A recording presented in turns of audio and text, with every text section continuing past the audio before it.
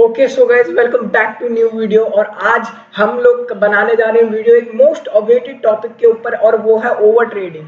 Most of the beginner trader इससे जूझते हैं। मतलब किसी को समझ नहीं आता कि हम लोग ऐसा क्या कर रहे हैं कि हमारा अकाउंट बार बार ब्लो हो जा रहा है, हमारी स्ट्रेटेजी एकदम परफेक्ट है, सब कुछ एकदम सही है, बट फिर भी हम लोग क्यों लूज कर रहे हैं, हम लोग कंसिस्टेंटली अपना जो अकाउंट है उसको ग्रो क्यों नहीं कर पा रहे। उसका सीधा सा रीजन है ओवर ट्रेडिंग। ठीक है, हम लोग धीरे धीरे पढ़ेंगे। आई होप आपको समझ आएगा मेरे मुख से बताई गई हुई सारी बातें। ठीक है, तो स्टार्ट करते हैं एक एक करके। सबसे पहले हम लोग स्टार्ट करते हैं, what is over trading. Let me clarify.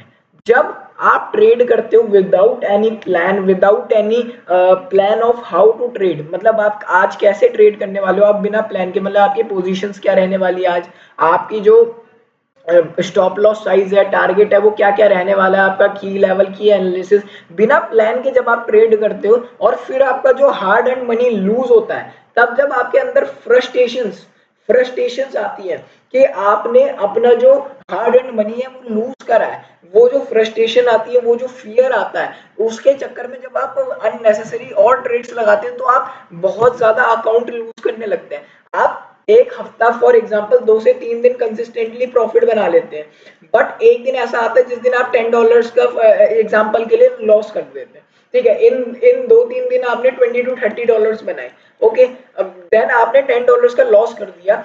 तो आपके अंदर क्या ग्रीड आता है कि आपने अपना प्रॉफिट गवा दिया, तो एटलीस्ट आप जब हफ्ता क्लोज कर रहे हो तो प्रॉफिट में तो क्लोज करें। तो उसके हिसाब से क्या होता है कि आप रिवेंज ट्रेड लेना चालू करते हो, और रिवेंज ट्रेड आपके अकाउंट को फिर ग्रो होने से रोक देता है और आपको वापस पुश बैक कर देता है और आपका अकाउंट ब्लो कर देता है। ठीक है, आगे बढ़ते हैं।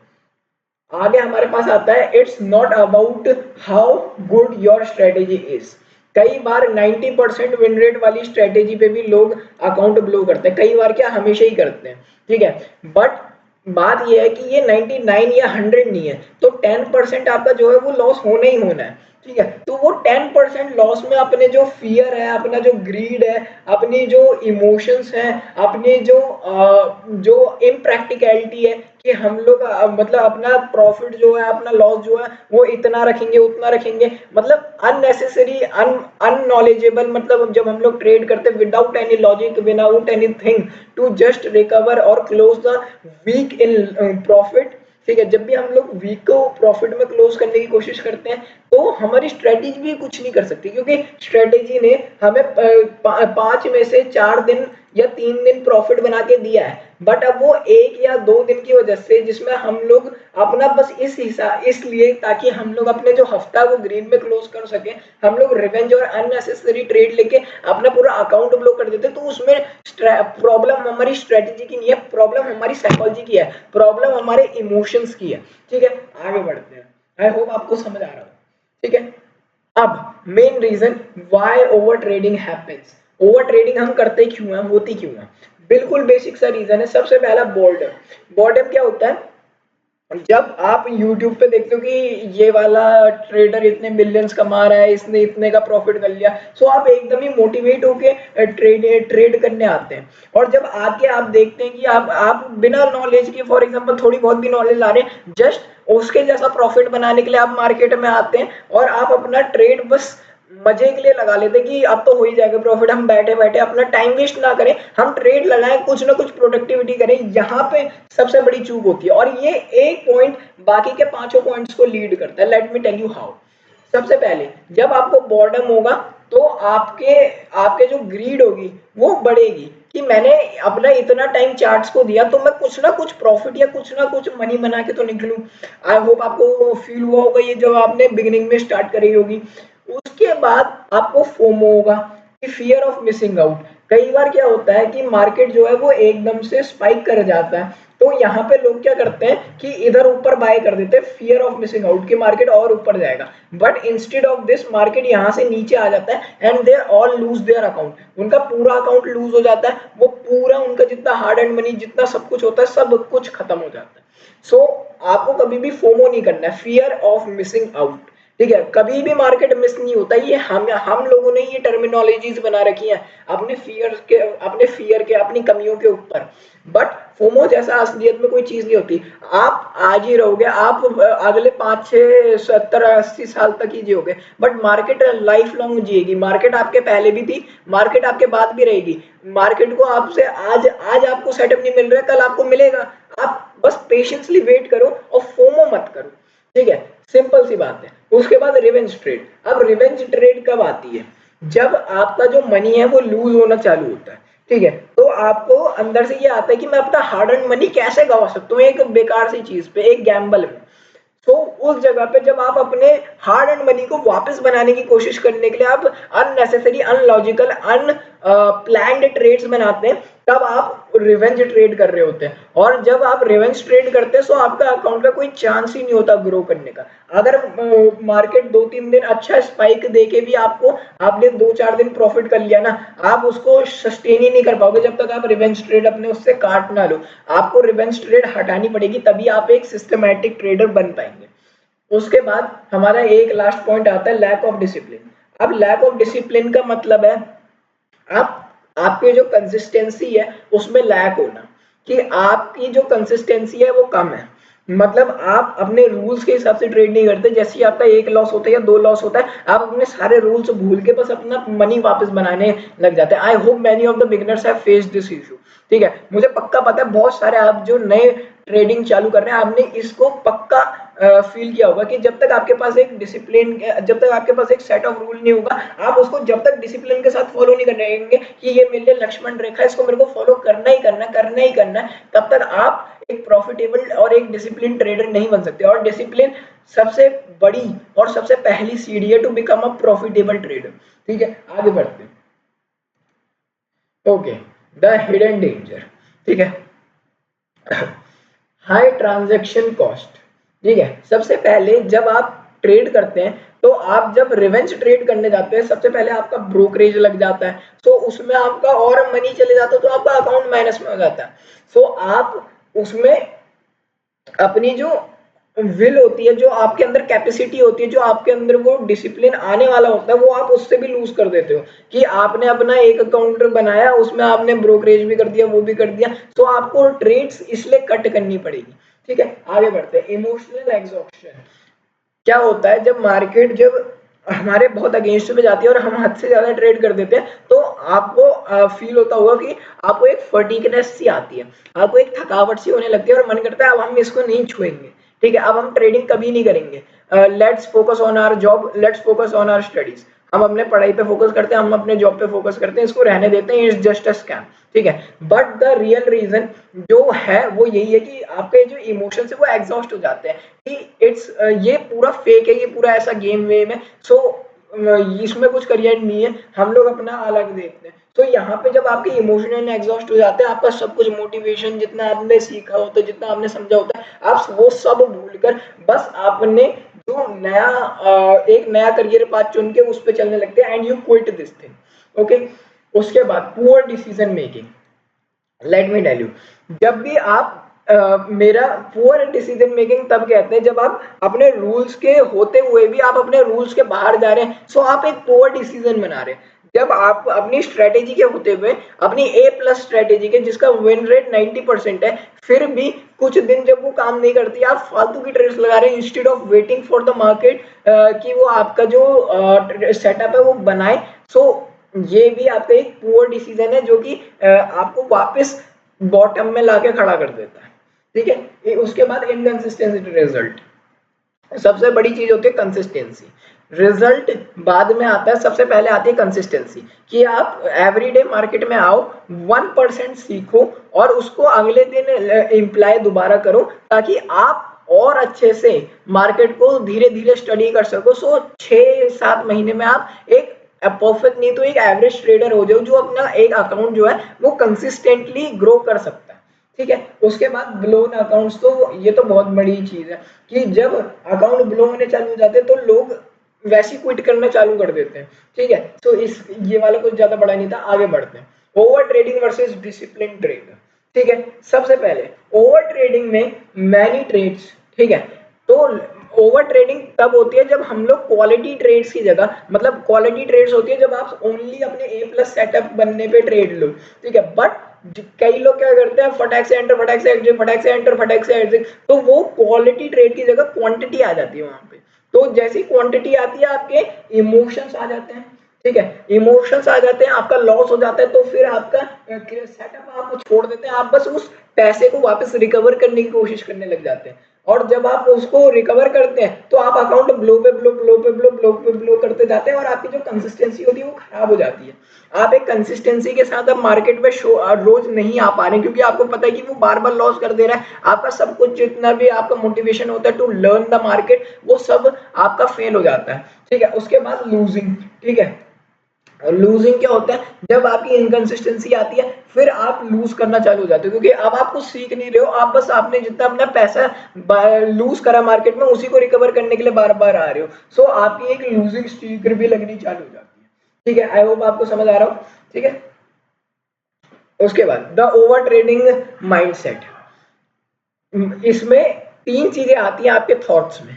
सबसे पहली चीज, आई माइट मिस आउट, इसको हम लोग कहते हैं फोमो, ठीक है, कि मैं यहाँ से मार्केट ने इतना पुश कर दिया है तो मार्केट यहाँ से और ऊपर जा सकती है, तो मैं यही एंटर करता हूँ, बट क्या होता है मार्केट यहाँ से नीचे आ जाती है, तो it is FOMO, I might miss out, ठीक है। उसके बाद just one more trade, over trading, ठीक है, ये होती है हमारी ओवर ट्रेडिंग, कि अपना पैसा बनाने के लिए जस्ट एक ट्रेड और लगा लेते हैं। आपको लिमिट करना सीखना होगा कि आपको एक ट्रेड पे लिमिट होना है, दो ट्रेड पे लिमिट होना है, या कितनी ट्रेड्स पे लिमिट होना है, ठीक है। मतलब दो से ज्यादा तो वैसे अननेसेसरी हो जाती है, आपको अपने दो ट्रेड्स के अंदर ही रुकना सीखना होगा, ठीक है। उसके बाद आते हैं how will I recover the loss, ये आती है हमारी revenge trading, how I recover my loss. ये सबसे बड़ा साइकोलॉजिकल और इमोशनल डिस्टर्बेंस होता है इन समवंस माइंड। उसके बाद आता है the market is moving, I should be too, मतलब बॉर्डम, जो अभी बताया था आपको बोर्डम, ठीक है, मतलब आपको एक्साइटमेंट होती है to buy and to sell, ठीक है, और ये जो एक्साइटमेंट होती है ये लीड करता है आपके लॉसेस को, और लॉसेस लीड करता है टुवर्ड्स ये। अगर आप वेट कर रहे हो मार्केट पे, so wait for the A plus setup, आप कहीं भी एंटर मत करो, जस्ट वेट करो आपका ए प्लस सेटअप बनने का। मार्केट मूव करेगा, मार्केट आज भी मूव कर रहा है, मार्केट 100 साल बाद भी मूव करेगा, लेकिन बात वही है कि आपको कितना इंटेलिजेंटली आप अपने अकाउंट को सिस्टमेटिकली ग्रो कर पा रहे हो, वो मोस्ट इंपॉर्टेंट बात है, ठीक है। आगे बढ़ते हैं, रियलिटी चेक, सबसे बड़ी बात, the market doesn't care how many trade you take. अभी बताया मैंने कि मार्केट आपकी क्वांटिटी नहीं देखता, मार्केट देखता है कि आप अपनी क्वालिटी ट्रेड के बेसिस पे ले रहे हो कि नहीं, मतलब क्वालिटी बेसिस हुआ आप अपना ए प्लस सेटअप ले रहे हो कि नहीं। आप 1000 ट्रेड लगा दो एक दिन की, आप 5000 ट्रेड लगा दो एक दिन की, बट मार्केट वो नहीं देखेगा, ठीक है, प्रॉफिट वो नहीं बना के देगा, एक कंसिस्टेंट प्रॉफिट ये चीज नहीं बना के दे सकती है 1000 5000 ट्रेड। आपको एक कंसिस्टेंट प्रॉफिट एक दिन की एक trade, but A plus setup trade ही आपको एक प्रॉफिटेबल ट्रेडर, एक कंसिस्टेंट ट्रेडर बना सकती है, ठीक है। उसके बाद ओवर ट्रेडिंग आपके अकाउंट को कई बार स्लोली डैमेज करता है, बट कई बार बहुत तेज डैमेज करता है, और उससे सिर्फ आपका अकाउंट ड्रॉप नहीं होता, उससे बहुत सारी चीजें ड्रॉप होती है। वो है आपका कॉन्फिडेंस, आपका अकाउंट तो ब्लो होता ही होता है, आपका लॉस भी बढ़ता जाता है, आपका जो स्मॉल अकाउंट होता है वो भी बढ़ना रुक जाता है, ठीक है, आपका आप हमेशा लॉस ही लॉस करने लग जाते हो, ठीक है। और उसमें क्या होता है फिर लोग अपना कॉन्फिडेंस खोते हैं, तो दे क्विट, ठीक है। अब आपको एग्जांपल दिखाता हूँ ऑफ अ डिसिप्लिन ट्रेडर।